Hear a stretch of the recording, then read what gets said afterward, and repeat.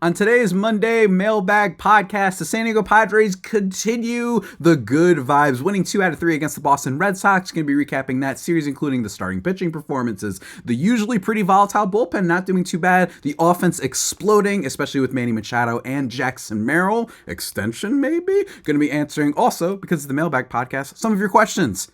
Big podcast. It's Monday. Let's get started.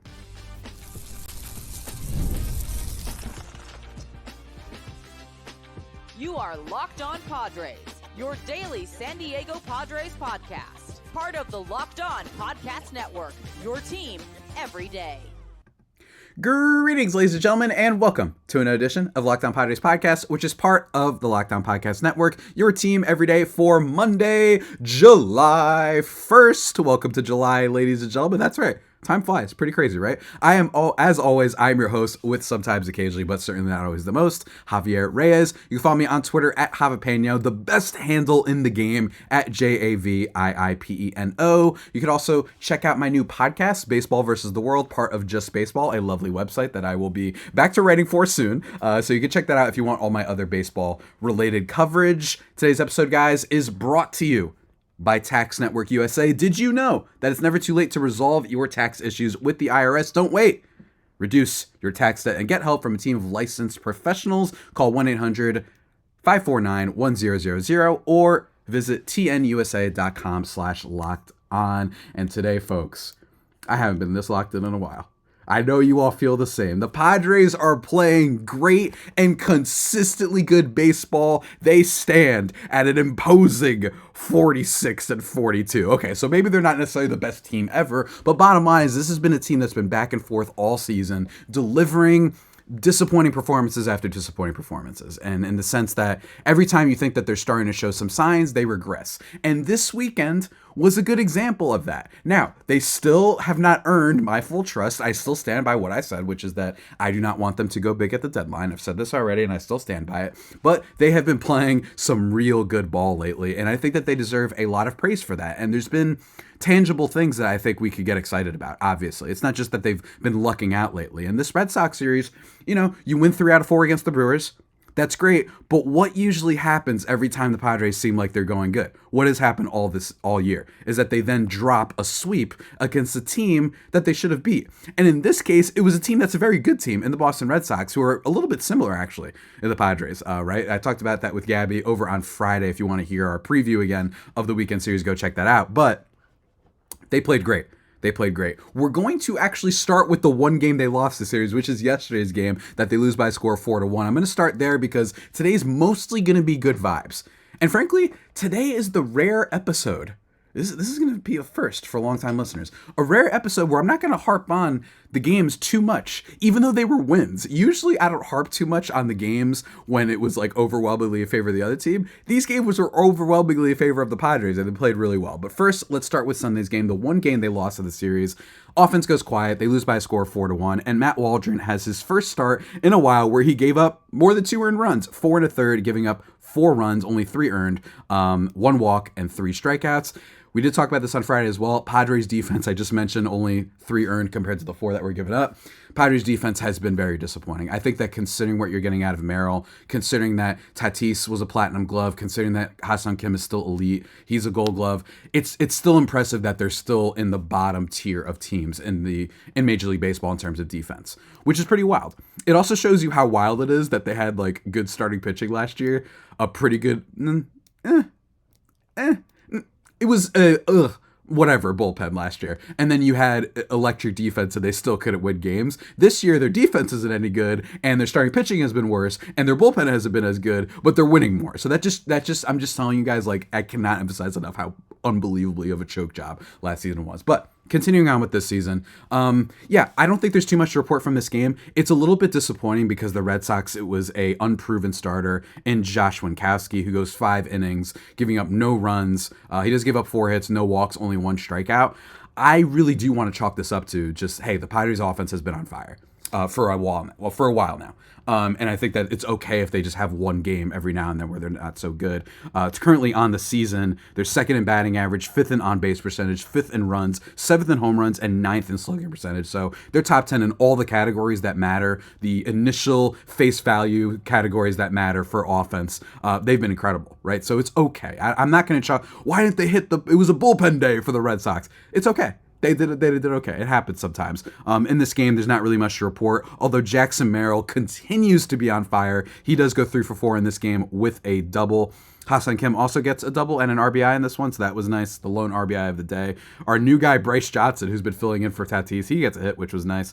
All in all, though, I don't really have much to say about this. I thought that Waldron, while he did make one mistake, and that was to Rafael Devers, who hits the 2-run home run, it's not like that ball was hit particularly hard. 97.7 miles exit velocity. It had actually just a 200 expecting batting average, 19 out of 30 ballpark home runs. It wasn't like an absolute bomb. So while I really do chalk this up to just Rafael Devers being a great player, Matt Waldron just frankly being due for a start where he gave up more than 2 earned runs. We talked about it on Friday. He had not given up more than 2 earned runs since that D-back start. You guys remember that D-back start when he gave up like 8 to them? Yeah, that's how good he's been for so long, right? So it's okay. I'm just not fretting. I felt like that was I know there's usually not such thing as a good loss. That's what it felt like. It just felt like, okay, they're not going to win like 87 games in a row. They're not going to score 9 runs every single game. And Matt Waldron's not going to continue to the point where he just never gives up runs, right? So he has his first non-quality start with more than 2 earned runs in a while. I didn't see too much, though, that freaked me out. I don't think that there was anything to read into. And every now and then his knuckleball can be a little bit right? But I still think it was okay. He did generate at least 3 whiffs off of it, so nothing bad from him. Not an exciting game, not much happened, but it's okay. We push on. Because, folks, the rest of this weekend, that's what I really want to talk about. The rest of this weekend, let's talk about Saturday's game and Friday's game.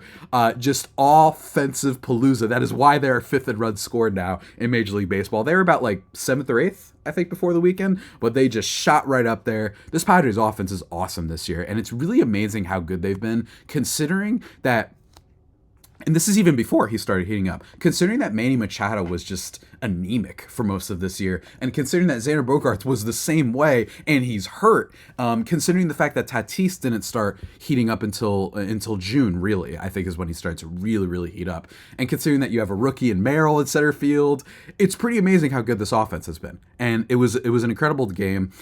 They win by a score of 11-1. Let's talk about Michael King first. Michael King, who we talked about a few episodes back, we did a bigger breakdown of him, and basically saying that, for a while now, he's been a quality start machine. He's been really solid, even the games when he doesn't go long, like against Philly, he went 4 2/3, only gave up 1 earned run, struck out 6. His strikeout stuff is still pretty impressive. He's got like a 27% or so K rate on the season.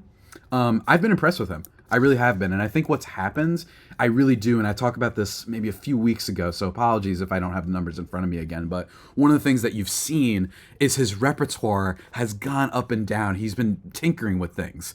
And I like that he seems to have found a little bit more of a balance, not only throwing fastballs. Yes, the velocity's down, but that's okay. He's basically converting from a reliever, long-term reliever, to a starting pitcher. That happens, although I was still a little bit concerned with it. But even still, he's been a lot better. His sinker has been really good this year. Opponents are only hitting 209 against it. His four-seam fastball was getting absolutely torched at one point, but now it's been better. I think he's been locating better. I think he's just approached starts differently. And at the very minimum, he's not giving hard contact anymore. That's the thing that was killing him early on in the season. If you guys don't remember, Musgrove and him had given up the most home runs of like any starting pitchers in baseball. And while, yes, he's not necessarily generating as many ground balls as I would like for a guy whose velo went down, not necessarily the same strikeout stuff, his K rate is still really solid. He's in the 81st percentile. And also, average exit velocity, that's the biggest thing. He's not giving up those big nukes anymore. That's why he's had good starts. So while he does give up your 6-hit games, he does have games where he gives up 5 hits like he did against the Red Sox.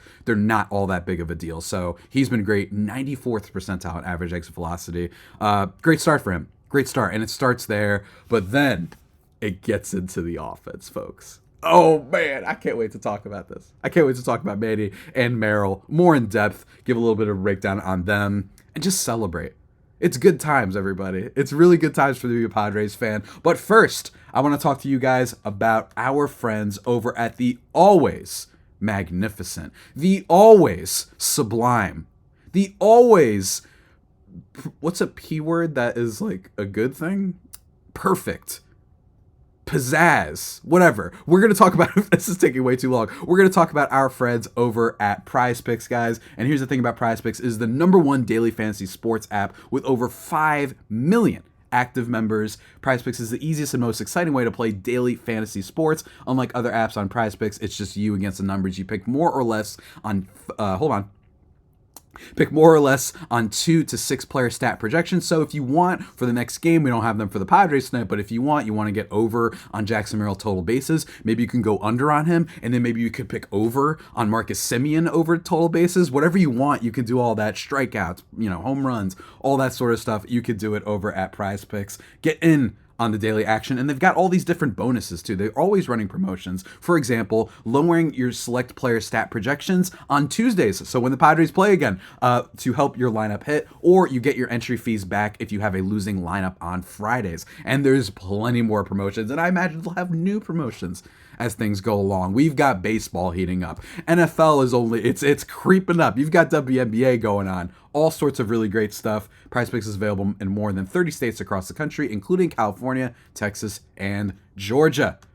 Folks, it's a winner. Go check out Prize Picks, download the app today, and use code LOCKEDONMLB. That's right, LOCKEDONMLB for a deposit match up to $100.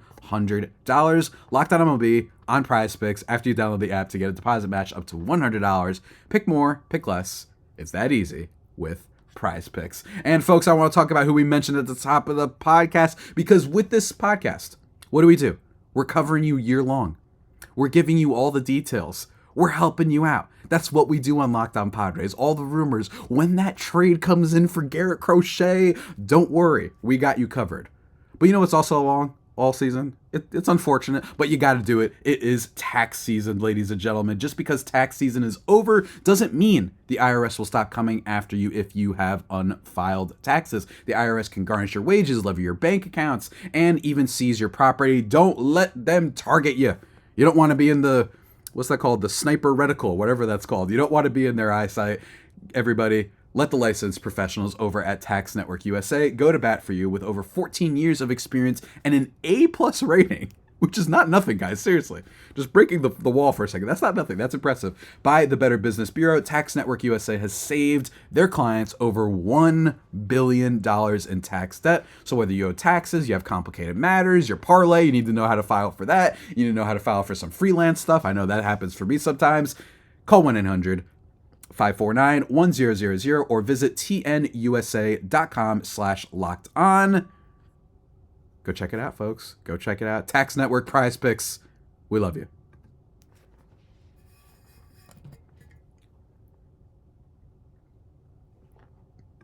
And just like that, ladies and gentlemen, we are back here on the Locked On Padres podcast, thriving and vibing as we get prepared to talk a little bit about this lovely Padres offense. On Saturday, scoring 11 runs, Luis Arraez, who, by the way, I think it is at least worth pointing out real quick, he has not been good for a while. Not good. He has not been incredible for a bit, and we could talk about Arraez for a long time. I think that Arraez is actually worth like a more in-depth conversation about like team fit and how Arraez is more valuable, in my opinion, on the Padres than other places. But there's a reason why, just because he's hitting 324, that he's not like a plus. He's still not over 1 runs above replacement, which might shock people, but Ha-Seong, for example, that dude's hitting like 210 this year, and he's been a more valuable player than Luis Arraez. So while, yes, there are things to complain about with him, bottom line is he's such a good fit for this team, and he still has a 750 OPS with us. That's still really good. I think we're still hoping,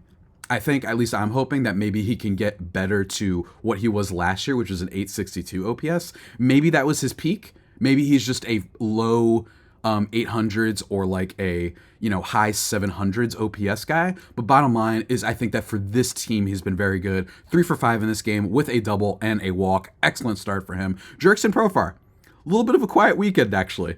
He does get a hit because that's what he always does, and he did draw 2 walks in the Friday game. But all in all, quiet weekend for him. He's low-key. He's just been on a crazy hit streak, by the way, Jurickson Profar, but only 1 for 4 in this game. He has gotten a hit. Hold on.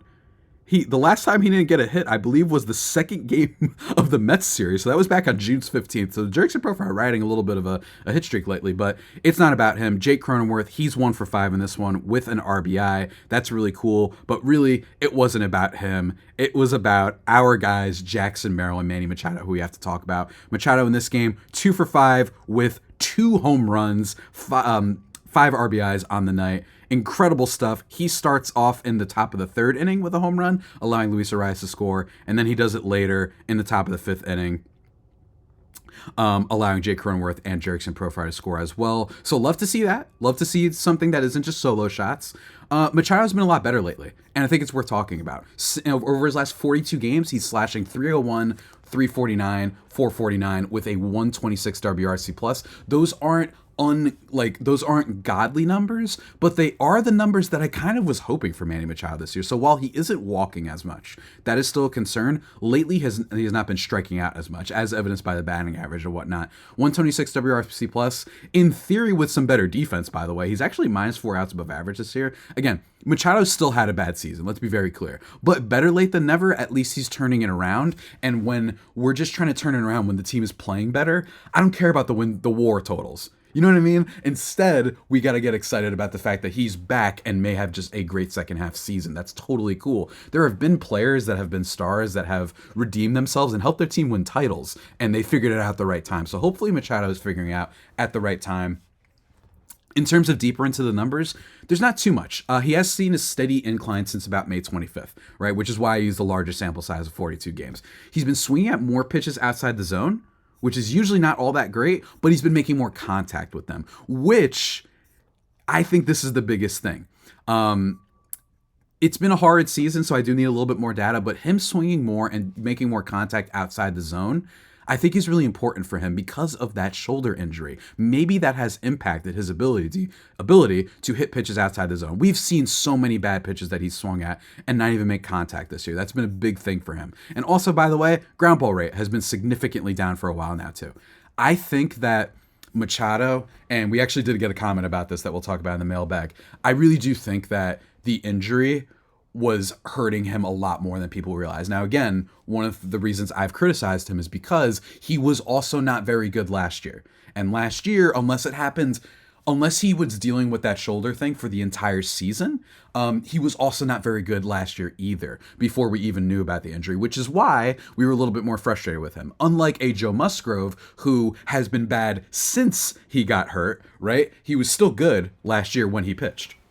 People might forget, but he was actually quite good last year. One of his lowest ERAs, I think, in a while, given that he had that weight room incident and he came in and had a bad start against the Giants. Musgrove was bad after getting hurt. Machado, we don't know exactly when it started hurting him, but it looks like based on this season, based on the contact percentage, the contact rates that he's been making lately, it feels almost like maybe he was indirectly just hurt this entire time and that he came back too soon. Maybe the Padres were just panicking because, you already had the issue with how they were last year. Preller's job is on the line. They put him in. He hasn't been fielding all that great, as evidenced by the minus 4 outs above average. That's pretty low for him. It's pretty low for anybody, but especially Machado. Maybe he was actually just technically hurt this whole time. And if you want to view it that way, then Machado's recent surge makes a lot more sense. And it says that maybe he just really couldn't come back. Maybe DH didn't work for him. DH is actually not as easy as people think, including for players who have been good batters. They sometimes get worse. So I think that might be what was happening here. And maybe just having him back as only a DH was putting a lot more stress on him and it was a lot harder. But he's a tough guy, so maybe we just didn't see it. So that's my perspective. But Manny Machado, regardless, love to have you back. Love that you're not striking out nearly as more. You're making better contact, but still, there are still some issues, even with him heating up. Not quite the same level of power. It's not like there's been a spike in his hard hit rate, and then also his defense. So there's still issues, but hey, I'll take it. We need everything we're going to get. So shouts to Manny Machado with a great game there. You also get some hits from our guy Ha-Seong Kim, 2 for 4 on the night with a walk. He's been like, he's been like, you know how the Padres keep going up and down? That's what Kim's offense has felt like. Every time I feel like he's going to start hitting his breakout stride, he just hasn't. But even still this year, he's still been really solid. 336 on base percentage is still solid. His power number, slugging is 388, but that's kind of what we expected for him. His overall OPS is 724 compared to last year's 749. So he's been better, and I have faith that he can reach that's not that much of a gap, right? Like he actually, while yes, the batting average is down at 260 last year to 228 this year, the on-base percentage and walk skills are still there, and I still think he's seeing more pitches. And bottom line is he's a defensive guy, right? Like that's what he does, is he plays electric defense. So Kim, I'm not upset with, and I do have confidence that maybe even after the All-Star break, he can get to that level that he was at last year, where he was, being an on-base machine basically at 350 and stealing a whole lot of bases too. He's got 15 this year. He had 38 last year. So all in all, though, fine with him. Ha-Seong Kim doing well. Brett Sullivan hitting a home run in this game, by the way. The backup catcher to the backup catcher, going 2 for 5 in this one. I don't know what it is with Padres catchers being Barry Bonds lately, but I love it, folks. And then, of course, lastly, is Jackson Merrill, folks. Jackson Merrill, 3 for 5 in this game with a double and a home run. Just incredible stuff. Merrill has been a revelation over this month in June, like a genuine revelation. And that also happened on Friday as well, folks. That's right. It wasn't just on Saturday. Let's talk about Friday's game as well. Firstly, Randy Vasquez with the most Randy Vasquez, like I barely survived start. 4 innings in this one. He gives up only 1 earned run, 1 walk, 1 K on 5 hits, but he didn't actually literally make it out of it alive. He does get hit by a comebacker in this one and had to leave the game early, which stunk because he hadn't been doing poorly. And this is why, I mentioned at the top of the show, Padres bullpen deserves credit. Well, Wandy Peralta came in and gave up a run, as he always seems to do. Steven Kolek came in, who's, I still think it is dumb that he's been on the team, but he's been improving lately. I'm going to do a deeper dive into him at some point, look deeper into the numbers, but he's been better lately. 2 innings for him in this one. That was huge. 2 strikeouts, no walks, only 1 hit allowed. That was great. Austin Davis comes in. This is one of the new guys that the Padres have called up. He's looked pretty electric so far. He's had a lot of movement on his pitches, which I really like. 1 inning, 1 strikeout. Also, in the Saturday game, he was great as well. And then Yuki Matsui comes in, and we're always scared of him. But in a low-leverage situation, 1 inning, 2 strikeouts, 1 hit, no walks. That was really great. Yuki Matsui, low-key. Low-key, our guy Yuki, who we have had problems with, has not given up a run since June 4th. And since that blow-up against the Angels that we still have no idea what happened there, right? And the blow-up against the Royals when he blew the save. Other than that, he's looking better. I still have faith in this guy, and I like that they're putting him in lower leverage situations. I think giving him that confidence, hey, he was a star in Japan for a reason, so I like what he's been doing there. But folks, it wasn't about the pitching. It was about the offense, and we're going to talk about that and then answer a whole lot of your questions in just 1 second, guys. But first, I want to talk to you about our friends over at FanDuel. That's right, we got some more stuff for all you sport fanatics out there, ladies and gentlemen. I love them. I love them so much, I never know when to stop, folks, because then for you listening to this podcast, you clearly are the same way, because we do a podcast every day. But as the playoffs wind down, we get fewer games, and the sports aren't sportsing like I usually want them to. But FanDuel lets me keep the sports going whenever I want. All I have to do is open up the app and dream up bets anytime I'm in the mood. And this summer, FanDuel is hooking up all customers with a bonus daily. That's right. There's something for everyone every day, all summer long. Just head over to FanDuel.com/lockedon and start making the most of your summer. FanDuel, official sports betting partner of Major League Baseball.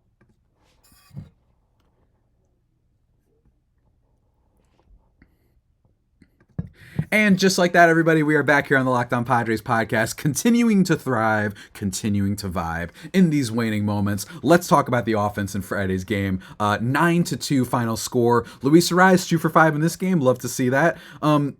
Jerks and Profar, as I mentioned, 1 for 3, keeping his hit streak alive and drawing 2 walks. Jake Cronenworth goes 1 for 5 in this one with 2 RBIs, which was lovely. Nice big single for him. Manny Machado, 2 for 5 in this one as well. Donovan Solano, 2 for 3. Ever since I mentioned that Donovan Solano had been a little bit down, he's been great. You know what I mean? This is a multi-hit type of guy, and while he doesn't hit for a lot of power, he does draw a decent on-base percentage. He's just been, it's amazing what the Padres have gotten out of role players this year. 349 on base percentage so far for him, 734 OPS. Just been a really solid get, considering all the stuff with Manny, all the stuff with Xander, considering that Tatis, was a little bit to begin this year. Just incredible stuff, all the bad stretches. Donovan Solano, he's just a hitter. He's just a hitter. That's what I love about Donovan Solano. The guy has just been there always, which is So that's why I think it's really weird that the Padres were able to get him for basically nothing. I still don't understand that. Like, usually when someone's like washed up and you're like, okay, this guy isn't going to do it anymore, you usually saw a decline. So like Nelson Cruz is a great example. Nelson Cruz, you should have believed that season with the Nationals where it was bad and the Padres signed him and he was bad, right?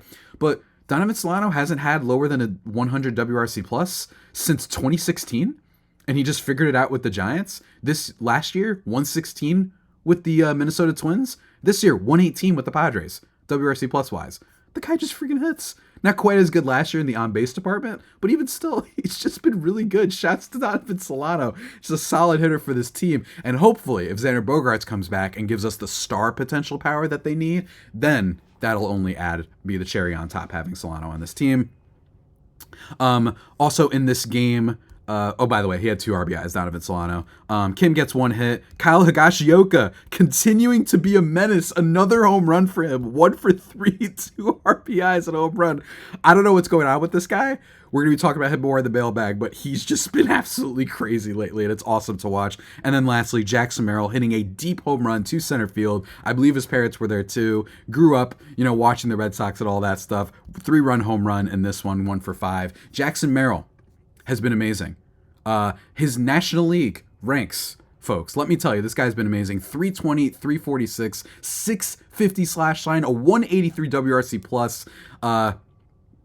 in June. Also, highest OPS of any rookie in this month, 966. The second closest, Michael Busch at 874. He's been amazing, absolutely amazing. And again, I mentioned it last week, but like, if Tatis was healthy, there is a real case to be made that all 3 starters in the outfield for the National League should be Merrill, Profar, Tatis. Like, before Tatis got hurt. And frankly, at this point, Merrill leads in like every major category when it comes to center fielders. Right now, he leads in batting average, he leads in hits, home runs, RBIs, slugging, OPS, wins above replacement, everything. Because also he's a great defender. So Merrill has been astounding, which leads us, folks, into the mailbag portion of this podcast, because a lot of you did ask about Merrill. I even put out a tweet from Lockdown Padres asking you guys if you think they should extend Jackson Merrill. That's right, folks. But let's answer some of the questions first. One coming from longtime listener Kaz, who says, do you think the Padres can stay as hot as they are now for later in the season? And definitely agree. This year's team is more fun to watch. Love the podcast. Still Friar Faithful. Go Padres. I think they can. Yeah, I was actually listening to, this is a shameless plug, the Just Baseball Show, a company that I'm part of, where they kind of talked about like, out of all the teams that are contenders trying to get a wild card spot, that they think the Padres have the best type potential to do so, because look at what they've been doing despite the injuries they've had lately, and despite some of the players who were healthy that didn't do anything for them, i.e. Machado for a while, Bogaerts until he got hurt, Tatis was just an average player for a bit, all that sort of stuff, Darvish, Musgrove, all those guys being hurt, Michael King being a disaster, and look at them now at 46 and 42. I absolutely think they could go and be on a hot streak. They play against the Rangers, D-backs, and then Mariners. Wins are wins. I don't really care. But I'll tell you, at Texas, you know who the Padres have played really well over the past few seasons? The Texas Rangers. I don't know why.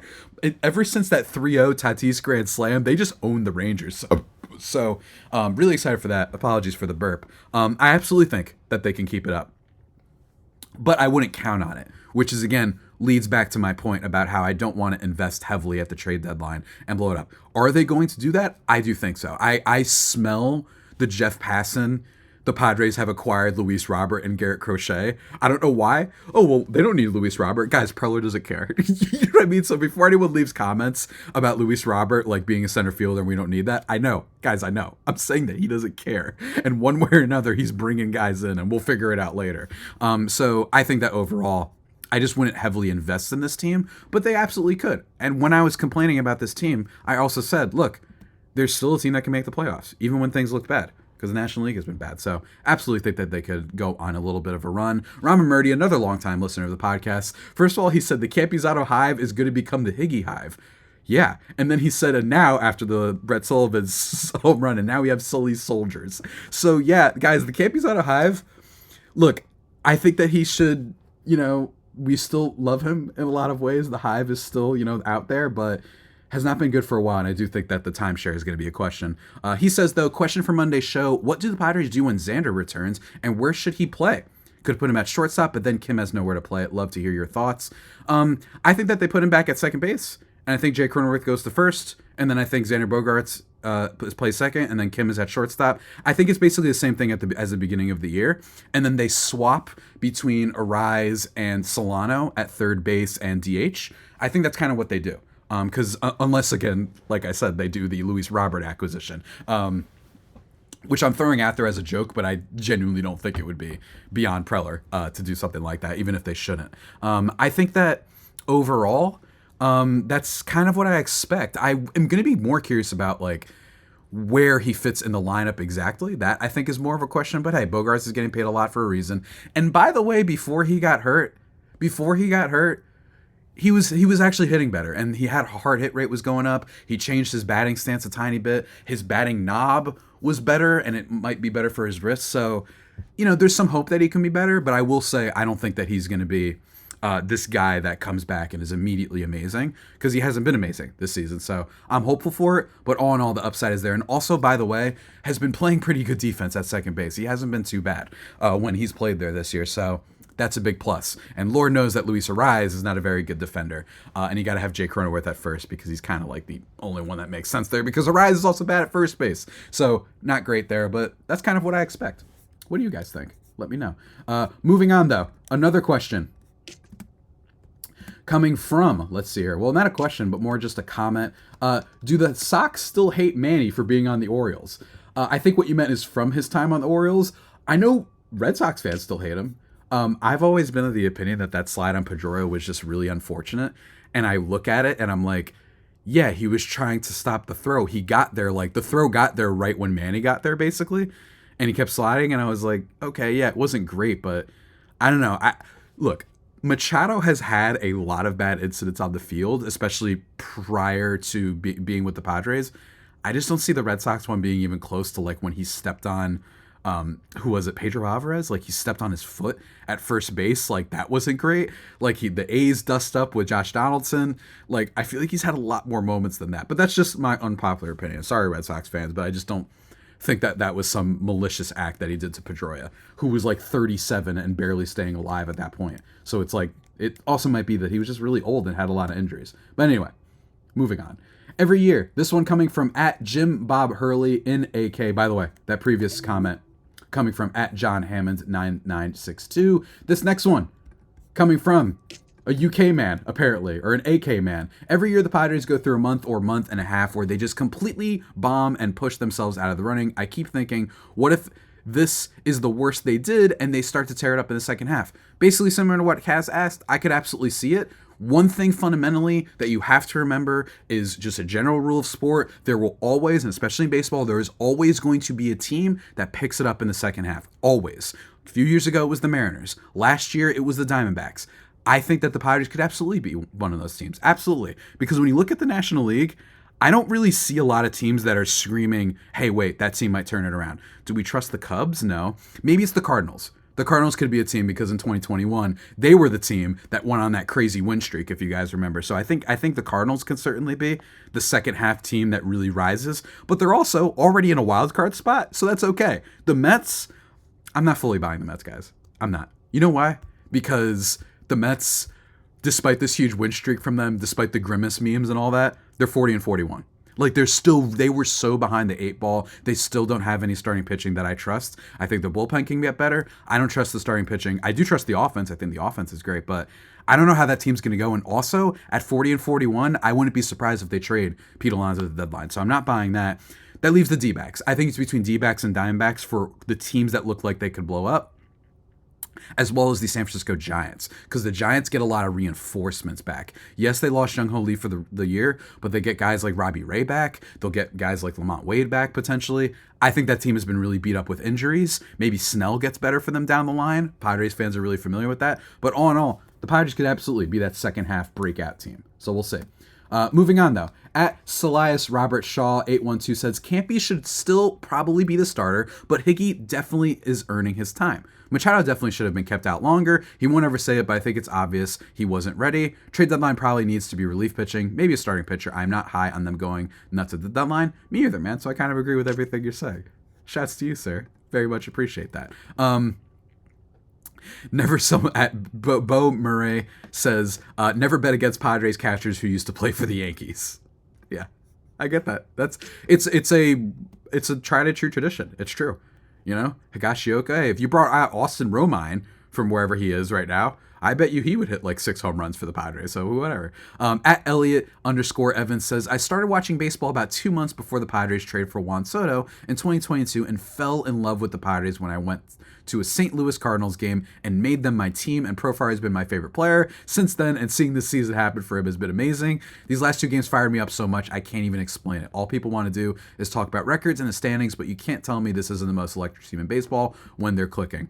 It's true. There's a lot of exciting teams out there. Phillies are really fun. And in general, when you're a good team, it's really fun to watch. But the Padres still have that swagger thing to them that when they are on, they are great. We saw it in the playoffs 2 years ago. We saw it in the playoffs against the Cardinals, the aforementioned Cardinals, 3 years ago. Or 4 years ago, actually, in 2020. Like, when they are on, they're so much fun, and that's because Machado is super spicy sometimes. Merrill, at such a young age, is super into it. You can tell. You saw when he hit that home run, how amped he's getting. When Profar hit the walk-off, all that sort of stuff. You know, he's just so into it for such a young guy. Seems to already have a grasp, a good connection with people in that locker room. It's impressive. So, yeah, Padres are super exciting. And we love them very much. We love them very much. And then, folks, some other questions from the good folks. Remember, I also put out, for those who don't know, I put out a mailbag request on the @LO_Padres account like every Sunday night for a last call. This question coming from a longtime listener and someone I met in person, the Glenn Otto apologist, my guy Josh. He says, everyone keeps talking Merrill extension. Is that feasible, possible, desirable, or are we riding a hot streak? This will probably be the part of the podcast that people disagree with me. I love Jackson Merrill. I just don't want to do any extensions right now. I just want to chill. I really do. I want to wait. They have so much control over him, and this is still a team that may have some other issues arise. Remember, the pitching is a problem, and we don't know based on what they do at the deadline. We'll have to see, right? That also impacts, I think, what they do with Jackson Merrill. If they go out and trade for some starting pitchers, then maybe you're a little bit more comfortable. Like a Garrett Crochet, maybe you're a little bit more comfortable giving an extension because you're like, well, we got the pitcher. We don't have to worry about free agency. But my thing is, this is going to be a big free agency class, or at least a bigger free agency class with some guys that could help out in starting pitching. You could go low on a Walker Buehler type or something like that. I still really like this free agent class a lot more than this past offseason. Don't let the Ohtani signing fool you. All in all, I still think that they should wait just a little bit longer. But what I will say, as Pikachu falls over, I will say Merrill's attitude, the intangibles, seem very rare, and his overall contact rate is very rare too. At just 21 years old, yes, he chases too much and he doesn't walk, but I love how aggressive he is, and I love that he still is making contact, right? Like, even on bad pitches, and that to me is very, very rare. So I wouldn't mind it. If you want to compare it to other players, let's look at Jackson Chourio and Corbin Carroll. Jackson Chourio hasn't been nearly as good. So I imagine, like, he's a former top prospect. He's the guy, not former, he's still a top prospect. He's a guy who has been just fairly average, kind of, I think, for the Brewers this year. And he got paid before the offseason. So maybe it starts at that. And I'm trying to pull up the Corbin Carroll contract right now, but my computer decides to not work. Love this thing. Still trying to pull up Spot Track. But you have so many years left of Merrill control. And also, he's still not great against hitting off-speed pitches, for example. I just think, guys, let's not assume that this is a 134 WRC plus guy with great defense at the end. You know, guys get better. Guys get worse. Pitchers find out things. They attack players differently. I just don't want to be stuck. I like it, and I will not be upset because he is still super, super young. That's the big thing here, is he's super young. And if you want to pull the Atlanta Braves thing, if that's your thinking, then I'm cool with it. But I'm just not at extend him for life, do that. I just want to wait a little bit. Let's be careful. Let's be careful. Another question comes from Daniel Wade, who is the host of the Locked On Chargers podcast. Love seeing you, my friend. I know everybody probably hates the Padres or the Chargers that are listening to this, but if you don't, Daniel and David Drogemeyer do a kick-ass job over at Locked On Chargers, so go check that out. He says, with Kyle Higashioka mashing out of his mind right now, what should the split be when Luis Campusano comes back? Also, what level of Super Saiyan is Jackson Merrill currently at? To answer your first question, I think it's like a 70-30 time split at this point. I really do. Because at the minimum, Higashioka is giving you value defensively. I think he had like one passed ball Or was that Sullivan? I forgot if it was Sullivan or him this past weekend. Maybe someone will let me know in the comments. All in all, though, as I mentioned on Friday's episode, the fact that Higashioka is standing at a 0.7 or so wins above replacement and Campusano is at 0, and he's played like 30 more games than him, the lack of hitting from Luis Campusano has gotten so bad that I just don't know. I just don't know if you can do this. I really don't. I really don't. I don't think that you can do it. I think that you have to give him a majority timeshare. And until Luis Campusano shows that he makes some changes to his swing, that he just edits some things, I love him. We love the Hive and all that stuff, but it's got to be Higgy. Because even before this hot stretch of him, when he turned into Bonds for the month of June, he was still worth more wins above replacement than Luis Campusano. That's how bad of an offensive stretch he had, and more importantly, how bad he is defensively. So I think it's a 70-30 split. I really do. You still want to give Campusano some at-bats. Maybe if he has a ready lefty split, maybe you choose the right options for him. Maybe when you know it's a team that has a pitcher that isn't very good and you're looking for offense that day, maybe you start Luis Campusano and hope for it a little bit more. But Higashioka's been fine offensively too lately. I don't think it's going to keep up because the strikeout rate is crazy, but I'm just saying it's got to be that way, at least for the time being until he comes back. That last month, if Campusano went on the IL when he was still hitting, I wouldn't be in favor of that. I would stay 50-50 time split. But since he wasn't, sorry, man. That's just how it is. That's just how it is. Last question, though, comes from @BillyFriendo. What would be an acceptable return on the last 11 games before All-Star Game, including an 8-game homestand? I think 6-5 minimum. I would take 7-4. I think 6-5 minimum, yeah, absolutely, because this team is, 4 games above 500 right now. That's what you need before the All-Star break. You could set everything down, relax, be vibing, everything, and then you just head into the All-Star break saying, oh boy, who's going to be on the team next? I think that that's absolutely fine. They don't need to go on a crazy win streak now because they're 4 games above 500. Just don't be bad. Don't lose to some of these teams that have been struggling, like the D-backs, like the Rangers, and you're golden. But folks, that about does it for today's edition of the Locked On Padres podcast, the only pod that may be better than the Padres themselves. Really apologize for the late upload today. Just had some issues with my internet last night, so I couldn't quite upload at all. So I was like, what's the point in recording? Well, the point is that I could have, I guess, uploaded in the morning. But I also had some other stuff going on. But we'll be back tomorrow, first thing in the morning, with a crossover with Bryce Patrick to preview this Rangers series. That'll be a lot of fun with Locked On Rangers. So look forward to that. Until next time, this has been a jumbo chunky boy episode of the Locked On Padres podcast, guys. Until that next time, stay safe. And of course, stay faithful. My Friday faithful homies, take care.